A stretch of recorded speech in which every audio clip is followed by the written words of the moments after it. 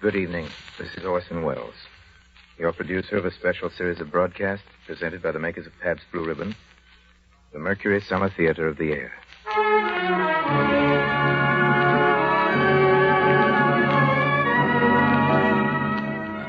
Tonight and every Friday night, Pabst Blue Ribbon presents you with a front row seat in America's favorite summer theater. So, while America's famous producer, writer, director, Orson Welles entertains you, pour yourself a tall, frosted glass of Pabst Blue Ribbon and enjoy at the same time great entertainment and this truly great beer.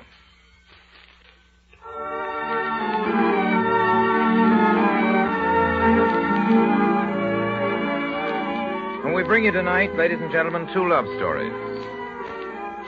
The first, a family portrait. And if you've ever watched the kind of old couple that holds hands during a band concert, if you've ever listened to the affectionate arguments held on the wide verandas of a certain sort of resort hotel where the old folks squeak in their rocking chairs and watch the sun go down over the world, you'll recognize, I think, and welcome this hero and this heroine. The author had the sharpest pair of ears in his century, which is ours. His name is Ring Lardner. And his loving record of a holiday in Florida, part one of our broadcast, is called Golden Honeymoon.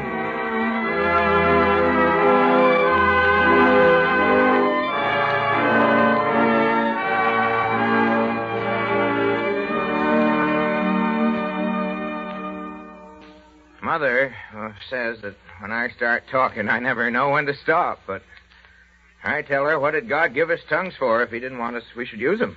He didn't give them to us to say the same things over and over. Well, Mother, when people is like you and I, and been married 50 years, you expect everything I say will be something you ain't heard me say before? Well, it may be new to others, as ain't nobody else lived with me as long as you have. You can bet they ain't, as there couldn't nobody else stand you that long. Well, you look pretty healthy. Maybe I do. I looked even healthier before I married you. You can't get ahead of Mother. Yes, sir. We was married 50 years ago, last January. Come mighty near getting a divorce in February. My daughter and son-in-law was over from Trenton to help celebrate the golden wedding, and Edie, that's my daughter, says she didn't know why we stayed up here in the cold. Why didn't go to Florida for the winter? Well, make a long story short, we decided to do it. We left on the 12th of January at 3:23 p.m. Mother sat facing the front of the train as it makes her giddy to ride backwards. I sat facing her, which does not affect me. We reached Philadelphia at 4:03 p.m., Baltimore at 6:30, and Washington, D.C. at 7:25. We laid over there a couple hours. I went for a stroll, come back, found Mother scared stiff. She thought I'd got left behind. Well, I says, I would have followed you on the next train. Yes, you would. With me having all the money? Well, we're in Washington, and I could have borrowed from the U.S. Treasury. After another day and night, we got into St. Petersburg, Florida at 8:20 a.m. You'd think there was a riot. Taxi, bus right to the best hotel. Step right in, every room with the bath. None better than the Front City Hotel. None better. There you are. Just like a key. Room with a view. Step right in, none better. Well, it's a good thing we've got a place picked out to go to. Why? Well, it'll be hard to choose amongst them if every one of them is the best. Bus right to the best hotel. None better than the Front City Hotel. We went to the address that my son-in-law gave us and introduced ourselves to the lady that owned the house. She was a young widow of about 48 years of age. This would be your room. It's nice and airy. And you have your own washstand. How much is the bad news? $12 a week. I guess I will survive the shock. Don't pay no attention to Pa. He's always getting spry around a pretty woman. Makes him feel like a young man of 60 again. You can't get ahead of Mother. Well, $12 a week ain't much, and we was only 3 blocks away from Williams Park. That's some place, that park. There's a big bandstand and chairs for folks to sit and listen to the concerts, and all around there's places for games, chess, checkers, badminton, horseshoes, whole shebang. Mother and me bought a membership in the club. Cost $1 for the season. Mother listens to the band, as she is a sucker for music. And, me, I played checkers.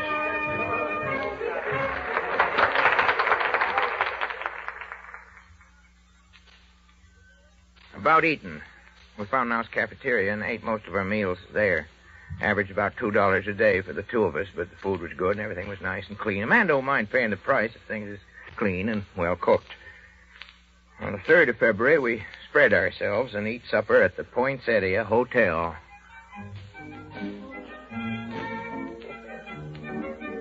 It was Mother's birthday. We had sirloin steak. It don't look very... For 5 cents. Looks hardly big enough for one. Well, I guess a good thing every day ain't your birthday, or we'd be in the poorhouse. Oh, because if every day was my birthday, I don't know enough to buy this. You can't get ahead of my mother there.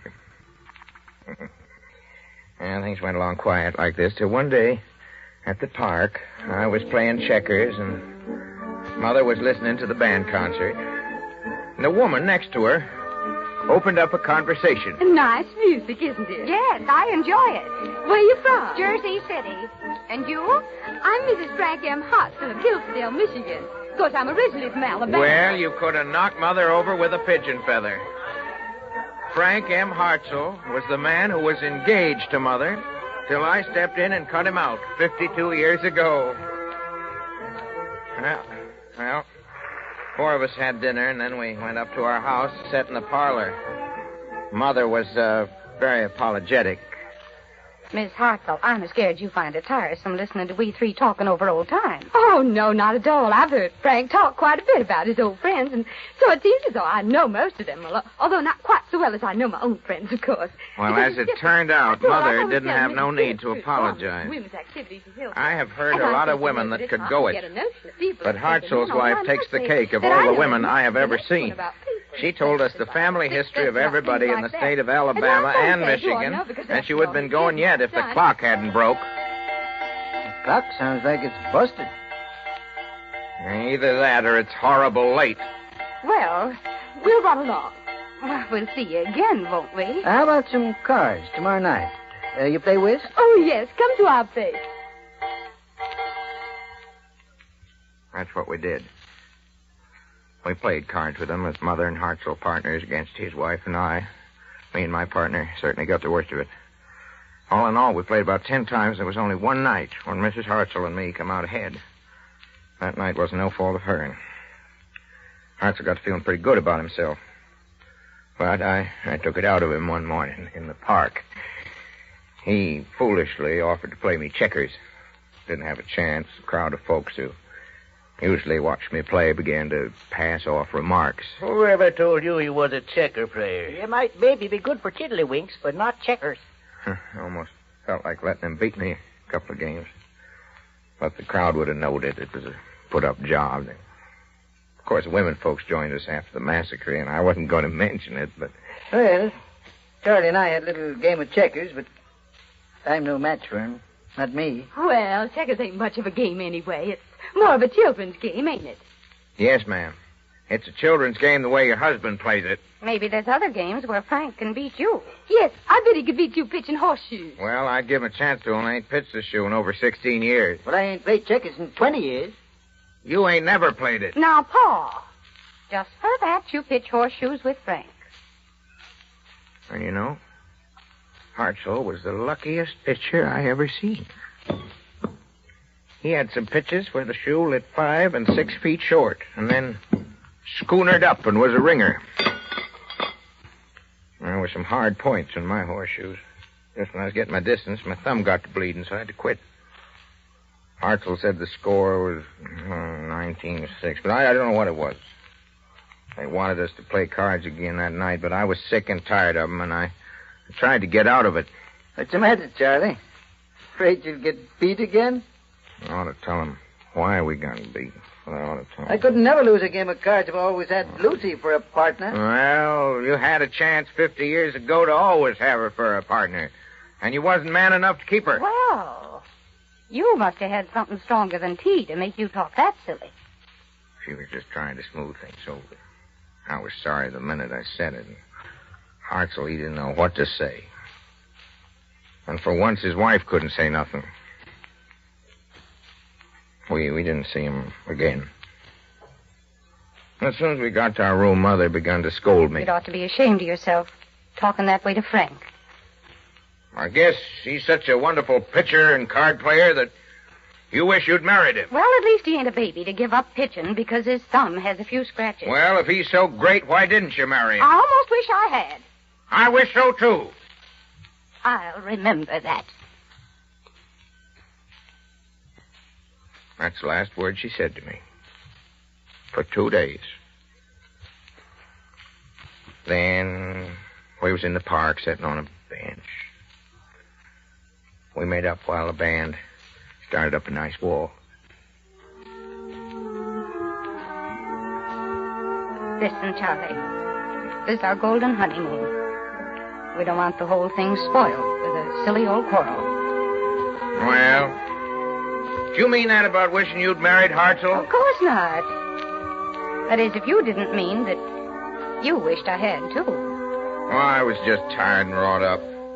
I thank God you chose me instead of him, as there's no other woman in the world who I could have lived with all these years. Yes, you have needed a woman with a great deal of intelligence and understanding and patience.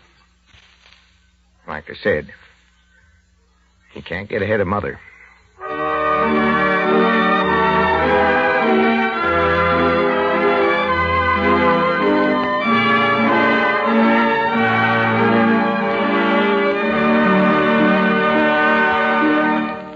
That was Golden Honeymoon, a love story by Ring Lardner, part the first of the Mercury Summer Theatre's offering for this Friday. Part two is another love story. And Mercedes McCambridge is the heroine of both. But just for a minute now, here's Jim Amici advancing front and center to say a few brief words on the subject of tempers and temperatures. Frankly, friends, it's mighty hard to keep in good temper these days of high temperatures, especially when your dealer can't come through with all the Pabst Blue Ribbon you'd like. But please, we beg you, be kind to that kindly man behind the counter. He's doing his best, and so are we, in spite of the shortage, to get you your share of this truly great thirst quencher. And we can assure you that every single bottle of Pabst Blue Ribbon you do get will be, as always, the happy blending of never less than 33 fine brews. Yes, every drop will have that perfect Pabst Blue Ribbon flavor. Not too heavy, not too light, but fresh, clean, sparkling. So please keep asking your dealer for it. It's worthwhile asking for. Blended, splendid Pabst Blue Ribbon. And now, Mr. Wells.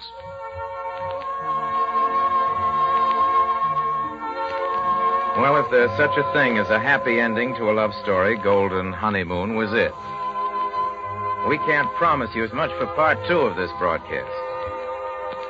Boy gets girl in every melodrama, and in the melodramas, boy and girl live happily ever after. But when love itself is the central theme, happy endings are rare indeed. And of all love stories, the most famous makes no break with this tradition. We bring you now with all possible pathos a few of its final and best regarded scenes. We pick up this pair of star-crossed lovers.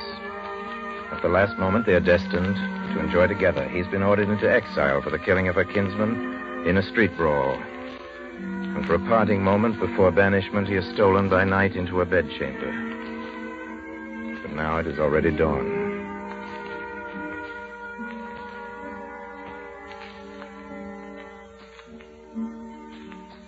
Wilt thou be gone? It is not yet near day. It was the nightingale, and not the lark, that pierced the fearful hollow of thine ear. Believe me, love, it was the nightingale. It was the lark, the herald of the morn, no nightingale. Look, love, what envious streaks do lace the severing clouds in yonder east. Night's candles are burnt out, and jocund day stands tiptoe on the misty mountain tops. I must be gone and live, or stay and die. Oh, God, I have an ill-divining soul. Methinks I see thee as one dead, in the bottom of a tomb. Either my eyesight fails, or thou look'st pale. And trust me, love, in my eye, so do you. Dry sorrow drinks our blood. Adieu. Adieu.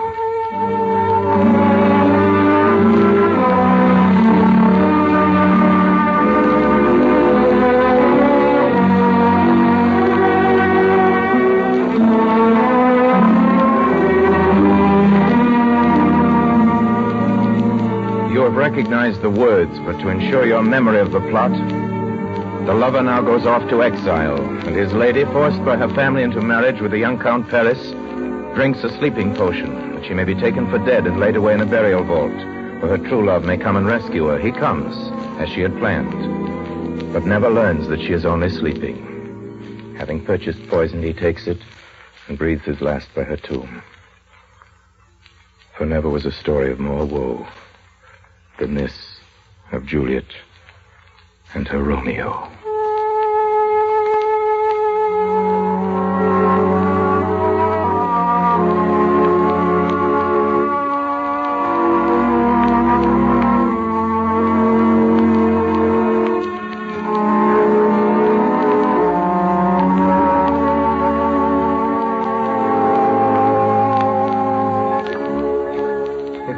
Trust the flattering truth of sleep, my dreams presage some joyful news at hand. My bosom's lord sits lightly in his throne, and all this day an unaccustomed spirit lifts me above the ground with cheerful thoughts. I dreamt my lady came and found me dead. Strange dream that gives a dead man leave to think, and breathed such life with kisses in my lips that I revived and was an emperor. For me, how sweet is love itself possessed, when but love's shadows are so rich in joy. News from Verona. How now, Balthazar? How doth my lady? Is my father well? How fares my Juliet? That I ask again, for nothing can be ill if she be well. Then she is well, and nothing can be ill. Her body sleeps in Capo's monument. Is it e'en so? Then I defy you, stars. Thou know'st my lodging. Get me ink and paper, and hire post horses. I will hence tonight. Get thee gone, and hire those horses. I'll be with thee straight. Well, Juliet, I will lie with thee tonight. Let's see for means. I do remember an apothecary, and hereabouts a dwells. Meager were his looks. Sharp misery had worn him to the bones. Noting his penury to myself, I said, and if a man did need a poison now, here lives a caitiff wretch would sell it him, as I remember this should be the house. What ho! Apothecary! Who called? Come hither, man.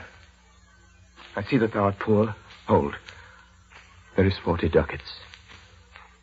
Let me have a dram of poison. Put this in any liquid thing you will and drink it off. And if you had the strength of 20 men, it would dispatch you straight.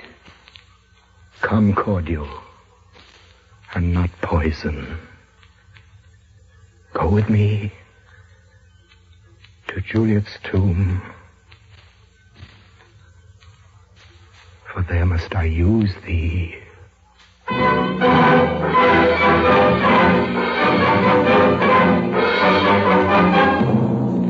Count Paris, who was to have married Juliet, comes by night into the churchyard, bearing flowers for Juliet, but hearing the approach of Romeo and his servant. He hides himself to watch. What cursed foot wanders this way tonight to cross my obsequies and my true love's right? What with a torch? Muffle me night a while. Give me that mattock and the wrenching iron. Yes, sir. Whate'er thou hearst or seest, stand all aloof, and do not interrupt me in my course. But if thou jealous dost return to pry on what thy father shall intend to do, by heaven I will tear thee joint by joint, and strew this hungry churchyard with thy limbs. I will be gone, sir, and not stopping. Thou detestable maw, thou womb of death, gorged with the dearest morsel of the earth. Thus I enforce thy rotten jaws to open, and in despite, I'll cram thee with more food. Stop thy unhallowed toil, vile Montague. Obey and go with me, for thou must die. I must indeed, and therefore came I hither. Good gentle youth, tempt not a desperate man. Put not another sin upon my head by urging me to fury. Oh, begone! By heaven, I love thee better than myself, for I came hither armed against myself. Stay not, begone! Live and hereafter say a madman's mercy bid thee run away. I do defy thy conjurations and apprehend thee for a felon here. Wilt thou provoke me, then have at thee, boy. Sir! Oh, I am slain. If thou be merciful, open the tomb. Lay me with Juliet. In faith I will. Let me peruse this face. Mercutio's kinsman, noble County Paris. What said my man when my betrothed soul did not attend him as we rode? I think he told me Paris should have married Juliet. Said he not so? Or did I dream it so? Or am I mad, hearing him talk of Juliet, to think it was so? Oh, give me thy hand. One writ with me in sour misfortune's book. I'll bury thee in a triumphant grave. A grave? Oh, no. A lantern's slaughtered youth. For here lies Juliet, and her beauty makes this vault a feasting presence full of light. Death, lie thou there, by a dead man interred.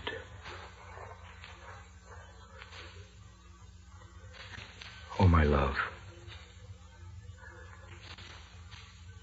my wife. Death, that hath sucked the honey of thy breath, hath had no power yet upon thy beauty. Thou art not conquered. Beauty's ensign yet is crimson in thy lips and in thy cheeks, and death's pale flag is not advanced there. Oh, dear Juliet, why art thou yet so fair? Shall I believe that unsubstantial death is amorous, and that the lean, abhorred monster keeps thee here in dark to be his paramour? For fear of that, I still will stay with thee, and never from this palace of dim night depart again. Here will I remain, with worms that are thy chambermaids. Oh, here will I set up my everlasting rest, and shake the yoke of inauspicious stars from this world-weary flesh. Eyes, look your last. Arms, take your last embrace. And lips, oh, you the doors of breath, seal with a righteous kiss a dateless bargain to engrossing death.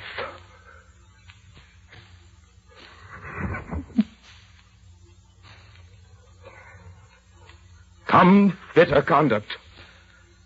Come, unsavory guide. Thou desperate pilot, now at once, run on the dashing rocks thy seasick, weary bark. Here's to my love.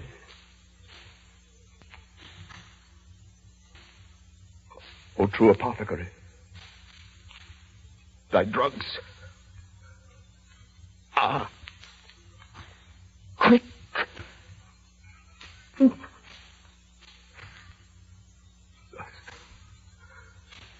With a kiss. I die.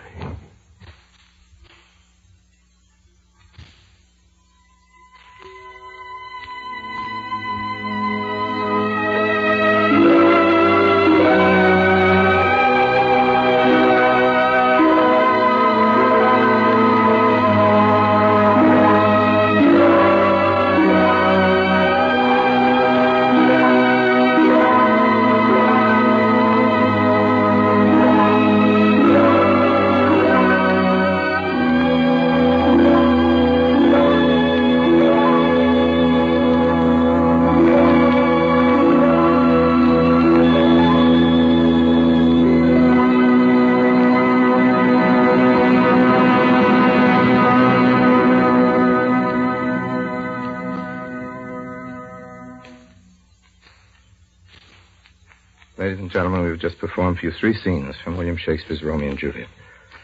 I'd like to tell you about next Friday's broadcast. But first, a word from Jim Amici. First, let me again remind you to be patient with your dealer when, occasionally these days, he's unable to supply you with all the Pabst Blue Ribbon you'd like. He's doing his best, you can be sure of that. Yes, and here's something else you can be sure of. Every single bottle of Pabst Blue Ribbon you do get will, as always, be the happy blending of never less than 33 fine brews. Yes, every foaming, frosty glass you enjoy will, as always, have that famous Pabst Blue Ribbon flavor. Not too heavy, not too light, but fresh, clean, sparkling, with the real beer taste coming through the way you like it. So keep asking for blended, splendid Pabst Blue Ribbon. We'd like you to join us next week, ladies and gentlemen. There's several more of these broadcasts on this special series. We hope you enjoy them. If you are enjoying them, we'd appreciate it much if you'd write us about it and tell us what kind of story you'd like us to do for you. We have enough time left to represent most of your choices, at least with the sort of thing you like to hear us do. So please just write us a postcard or something. You don't have to suggest a title, just a tone. Thanks again for listening. Please join us next week. Until then, I remain, as always, obediently yours.